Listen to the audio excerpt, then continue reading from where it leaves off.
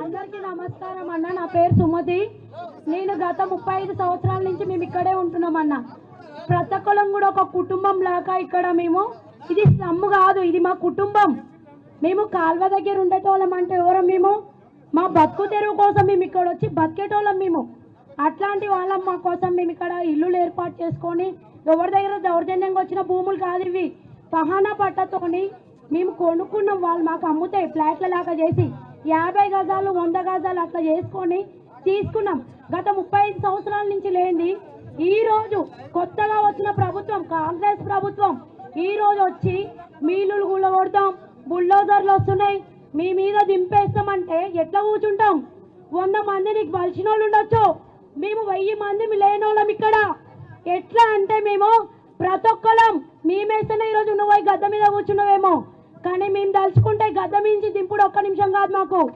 రేవంత్ రెడ్డి అన్న, ఇదొక మామూలు మహిళగా నేను నీకు సవాల్ విసురుతున్నా. దమ్ముంటే ఇక్కడికి వచ్చి రీ ఎలక్షన్స్ పెట్టండి, అప్పుడు ఎవరిదో చూసుకుందాం. ఇంతమంది రక్తంతో మీరు చూసుకుంటా అంటే మేము ఊకోము. ప్రతి ఒక్కరం 1 నెల అవుతుంది, 2 నెలల నుంచి మాకు కన్నీటి గాథ. ఎట్లా అంటే మేము ఒకరు నైట్ పడుకుంటామో తెలియదు, రాత్రి 9 నుంచి 2 గంటల దాకా మేము సమావేశం ఏర్పాటు చేసుకొని ఇన్ని రోజుల నుంచి ఉన్న ఇల్లులు పోతే ఎట్లా బతకాలి, ఎక్కడ పోయి ఉండాలి? ఆయన ఉంటాడా డబల్ బెడ్రూమ్లో? ఏ బెడ్రూమ్లో పోయి ఉంటాడు ఆయన? ఆయనను పోయి ఉండమనండి. ఆయన పెళ్ళం నాన్న బిడ్డను తీసుకొని పోయి ఉన్నాక మేము అందరం పోతాం. అప్పుడు వద్దన్నా పోతాం. ఇవి కూలగొట్టుకున్న జాగాలు కాదు, కష్టపడి కట్టుకున్న ఇల్లులు. గజం గజంకి ఇన్ని పైసలు పోసి కట్టుకున్న ఇల్లులు మేము ప్రతి ఒక్కరం. ఈరోజు మహాలక్ష్మి పథకం 6 పథకాలు అని తెచ్చిండు. ఎవరి కోసం తెచ్చిండు? అవి ఏం చేసిండు అసలుకి? రావడం మేనిఫెస్టోలో ఇవి పెట్టిండు. ఆ మూసిని డెవలప్మెంట్ చేస్తా అని పెట్టనే లేడు. మూసి డెవలప్మెంట్ అంటే ఆ రోజు ఎవరు గెలిపి కూడా గెలిపిపోతుండే. హైదరాబాద్లో ఆయన కోట్లు పడలేవని ఆ కక్షతో చేస్తున్న ప్రణాళిక ఇదే. ఆ రోజు చేసిన ప్రణాళికకి ఈరోజు ప్రతీకారం తీర్చుకొని మా ప్రజలందరినీ ఎట్లా మమ్ము చేయాలి, మూసి దగ్గర డెవలప్మెంట్ చేసుకొని బతకాలని చూస్తుండు. ఎవరికేం చేస్తాడు? 150,000 కోట్లు అంటే చిన్న మాట నాది.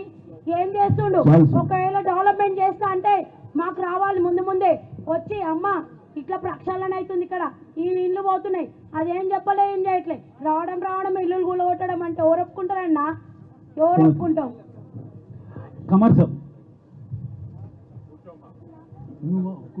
నేను ఇస్తా నువ్వు నిలబడు. ये जगह हम लोग जहाँ भी लिए सो है, हम लोग खरीदो सो जमीन है ये.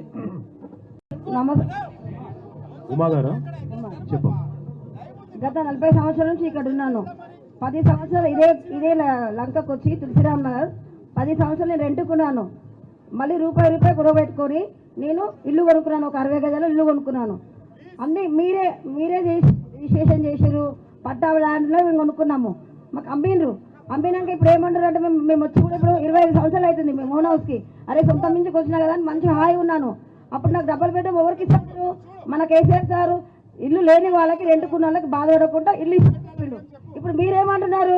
ఇల్లు తీసిస్తా అంటున్నారు. మా ఇల్లు తీసిస్తా అంటున్నారు. కేసీఆర్ సార్ వాళ్ళు అట్లా ఇల్లు తీసిస్తారు, కట్టలేదు డబల్ బెడ్రూమ్లు. ఇల్లు లేని వాళ్ళకి ఇల్లు ఇస్తారు, ఒప్పుకున్నారు. మీరేమో మా ఇల్లు కూర్చి మీరు ఇస్తారు. అదేమన్నా మీకు న్యాయమా? చెప్పండి, మీకు న్యాయమా? మా ఉసురు మీకు ముడుతుంది, మా కళకళ మీకు ముడుతుంది. నేను చెప్తున్నా, మేము ఎంత బాధ. మేము రాత్రి పగలు తిండి తినకుండా 1 నెల నుంచి ఎక్కడి నుంచి వస్తుందో, ఎక్కడి నుంచి ఎవరు వస్తున్నారో, అమ్మ రండి, ఉమ్మ రండి. ఒక పేరు అనేది మేమందరము మా బస్సులో ఇది నమ్మాసిన మేమందరం ఒక కుటుంబంలాగా ఉన్నాము. మమ్మల్ని ఇక్కడ నుంచి తీసేస్తే మేము ఎక్కడికి పోవాలి? ఎక్కడ బతకాలి? మేము 30 కిలోమీటర్ల మేము ఇస్తాము. మేము కాదంటే మా కేసీఆర్ సార్ కట్టిండు, మంచిగా కట్టిండు. అది ఎవరి కోసం కట్టిండు? ఎందుకు కట్టిండు? ఇల్లు లేని వాళ్ళకి ఇల్లు కట్టిండు. ఇల్లు తీసుకుంటామని మీకు చెప్పలేదు.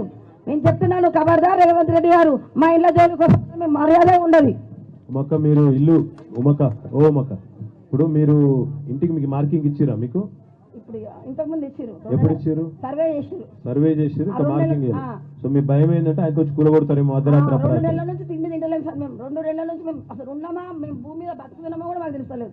మంచిగా అంటే ఏం చెప్తున్నారు అధికారులు మీకు వచ్చి? ఏమంటారు అంటే మీ ఇల్లు ఎప్పుడు పోతుందో తెలియదు. ఏమైనా పైసలు ఇస్తామని చెప్తున్నా? ఒక్క డబుల్ బెడ్రూమ్ ఇస్తామని చెప్తున్నా? ఏం చెప్తలేము, ఒకటి సర్వేకి వస్తున్నామని చెప్తున్నారు అంతే. సర్వేకి వస్తున్నాం, దొంగచాటుగా చేసిపోతున్నారు. దొంగచాటుగా వస్తున్నారు. ఆ పక్కకున్న వాళ్ళు మేము అడిగితే ఏమంటారు అంటే ఏం లేదమ్మా మా సర్వే చేస్తున్నాం మీకు ఏం కాదంటారు. కానీ పక్కకున్న వాళ్ళు ఏమంటారు అమ్మ మీ ఇల్లు పోతుంది అంటారు. అంటే మీకు సంజాయించుడు కానీ చెప్పుడు కానీ ఏమీ లేదు సార్. కానీ ఇల్లు పోతుందని మాత్రం చెప్తారు. ఇల్లు పోతుందని చెప్తారు. మరి పక్కకున్నాడు అంటారు ఏం కాదంటారు. సర్వే మెల్లగా దొంగ దగ్గర పెట్టుకో మైక్. నీకు నమస్తే పెడుతున్నాము. మా ఇళ్ళ జోలికి రావాకండి. మేము పేదోళ్ళము, మేము కాయకష్టం చేసుకుని బతికిన వాళ్ళము. నాకు ఇప్పుడు 65 సంవత్సరాలు. నా చెల్లె పిల్లలు 2, నేను నా కొడుకులు 3. మేము ఎక్కడ పోయి బతకాలా నువ్వే ఆధారం చెప్పండి. మేము ఇళ్ళలో పని చేసుకొని ఏళ్ళ నుంచి బతుకుతున్నాము. మాకు కాజు కూడా బిడ్డ కూడా తెలియదు. అప్పటి నుంచి వచ్చి పని చేసుకొని బతుకుతున్నాము. 30 సంవత్సరాల నుంచి లంకలో ఉండాము. మేము ఎన్నేళ్ల నుంచి ఉండము? 30 సంవత్సరాల నుంచి ఉండము. ఇంతమంది తీసుకుపోయి నువ్వు అడవిలో పడేస్తా అంటే నా పిల్లలు చిన్న చిన్న పిల్లలు 15 పిల్లలు ఉన్నారు. ఎక్కడ పోయి బతకాలా? మేము ఎక్కడ చేయాలా చెప్పండి. మీ అమ్మ నిన్ను చదివించింది, కలెక్టర్ చేసింది, మినిస్టర్ చేసింది. మా పిల్లలు ఎప్పర్లు కాసే పెట్టాలా? మేము ఏం చేయాలో చెప్పు రేవంత్ రెడ్డి, చెప్పు.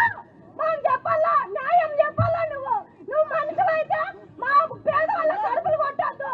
మమ్మల్ని చూడాలా, మా కన్నీటి బాధ తెలవాలా నీకు?